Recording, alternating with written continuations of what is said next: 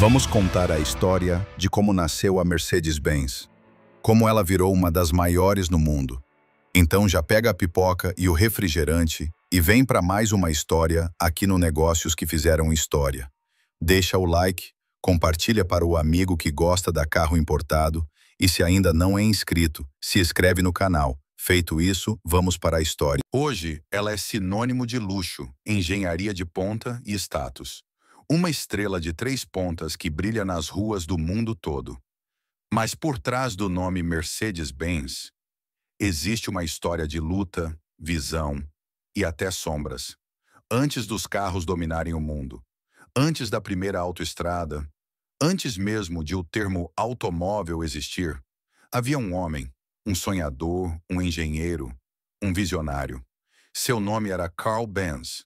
Carl nasceu em 25 de novembro de 1844, na pequena cidade de Mühlberg, hoje parte de Karlsruhe, na Alemanha. Seu pai era um simples maquinista ferroviário. Não havia riqueza, não havia luxo, apenas trabalho duro.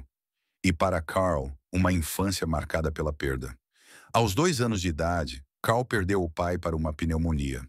Com isso, sua mãe se viu sozinha para criar o filho. Em uma época em que uma mulher viúva era praticamente invisível, mas ela era forte.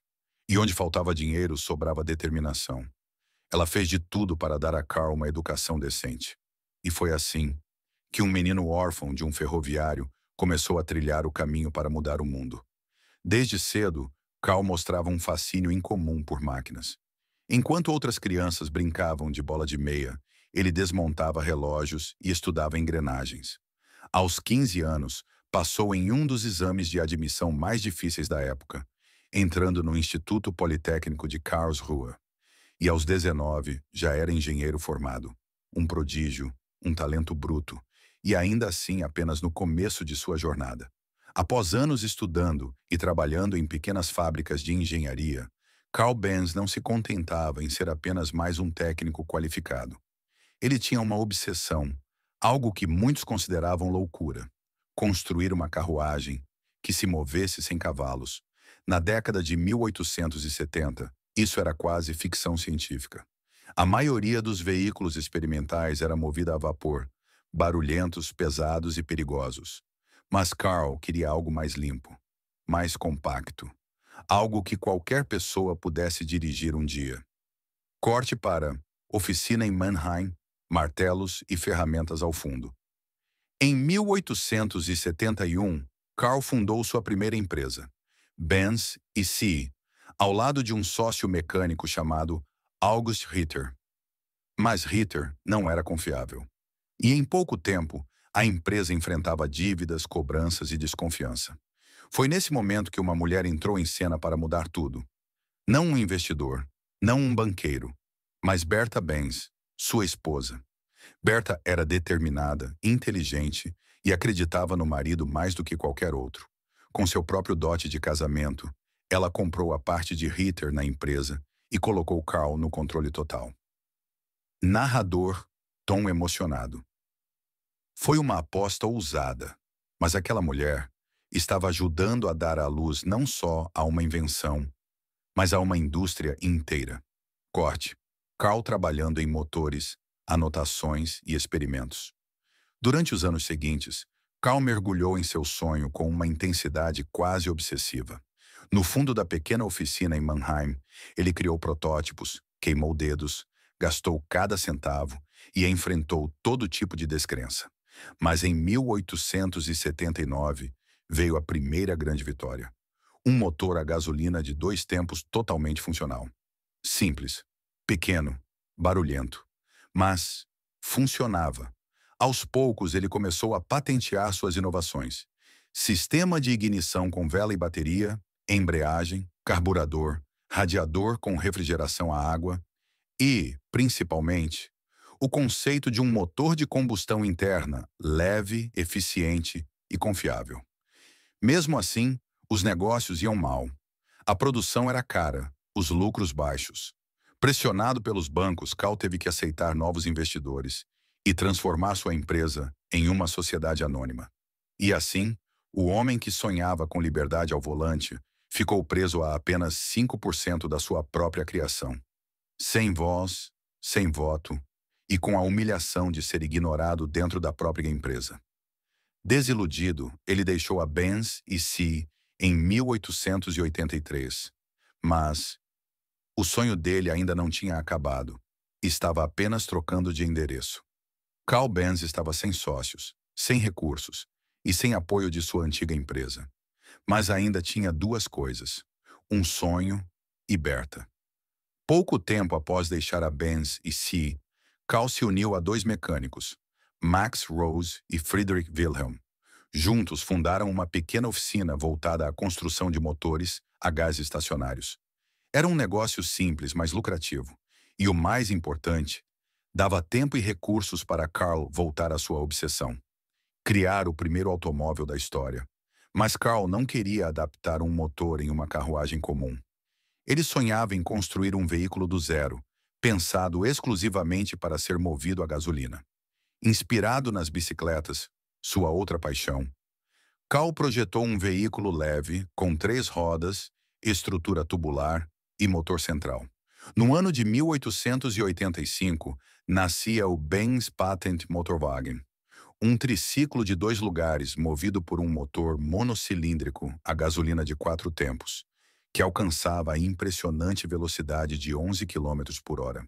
Berta não foi passageira da história. Ela foi a condutora de uma nova era. Logo, o nome Benz começou a ser comentado em toda a Alemanha. As vendas aumentaram, a oficina cresceu, e Carl finalmente viu seu sonho tomar as ruas e o mundo. A viagem histórica de Berta Benz virou manchete, e logo o Patente Motorwagen se tornaria o assunto mais comentado da Alemanha. A pequena oficina virou uma fábrica, e a fábrica virou um símbolo de inovação. Em 1893, Carl Benz apresentou um novo modelo, o Benz Victoria, com um motor de 3 cavalos e velocidade máxima de 18 km por hora. Mais robusto, mais elegante e, finalmente, vendável. Mas foi o modelo seguinte, o Benz Velo, que marcaria a história. Com produção em massa de mais de 1.200 unidades, o Velo se tornaria o primeiro carro produzido em série no mundo. Benz e C, então, passou a ser a maior fabricante de automóveis do planeta. Mas a glória nunca vem sozinha. A menos de 100 quilômetros dali, em Cannstatt, outra mente brilhante também moldava o futuro sobre rodas. Gottlieb Daimler, junto de seu fiel parceiro Wilhelm Maybach, desenvolvia motores potentes e compactos. Em 1892, lançaram seu primeiro carro. 2 anos depois, apresentaram um modelo com motor dianteiro e visual moderno. A indústria ganhava um novo e poderoso jogador, a Daimler Motoren Gesellschaft. Se Carl Benz era um sonhador engenheiro, Daimler era o estrategista ambicioso. A rivalidade estava formada. De um lado, Benz com sua visão técnica e idealista. Do outro, Daimler e Maybach, com foco em desempenho, inovação e corridas. Em 1901, Daimler apresentou um carro revolucionário. O Mercedes 35 cavalos de força, com linhas aerodinâmicas e motor de altíssimo desempenho. O nome? Uma homenagem à filha de um investidor francês, Émile Jelinek, Mercedes. Esse carro venceria diversas corridas e encantaria o público europeu, tanto que a marca Mercedes passou a representar toda a linha da Daimler. Carl Benz não gostou. Ele jamais acreditou que velocidade extrema fosse o futuro. Achava perigoso, imprudente, mas seus sócios queriam competir. Sem sua aprovação, tentaram criar um modelo de corrida, que fracassou. As vendas caíram, a moral da equipe desabou, e Carl, decepcionado, se afastou da direção da empresa que ele mesmo fundou. Mas o destino ainda não havia terminado seu curso. A rivalidade entre Benz e Daimler, agora Mercedes, seguia intensa, e enquanto a competição aquecia, o mundo marchava em direção a uma nova era e a um novo conflito. Enquanto Benz e Daimler duelavam por velocidade e inovação, o mundo parava diante de algo muito maior.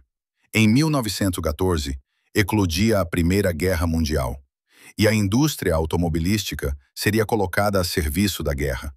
Mercedes e Benz, agora rivais consolidados, passaram a fabricar caminhões, motores de avião e veículos militares. O luxo cedeu espaço à logística. A beleza deu lugar à eficiência brutal. Mas a guerra não perdoa ninguém. Com a derrota da Alemanha em 1918, o país mergulhou numa das maiores crises econômicas da história moderna. Hiperinflação, desemprego, desespero. E com isso, as duas empresas viram sua estrutura ruir. Produzir carros em tempos de fome? Um luxo impensável. Foi nesse cenário que surgiu uma decisão impensável anos antes: unir forças com o antigo rival.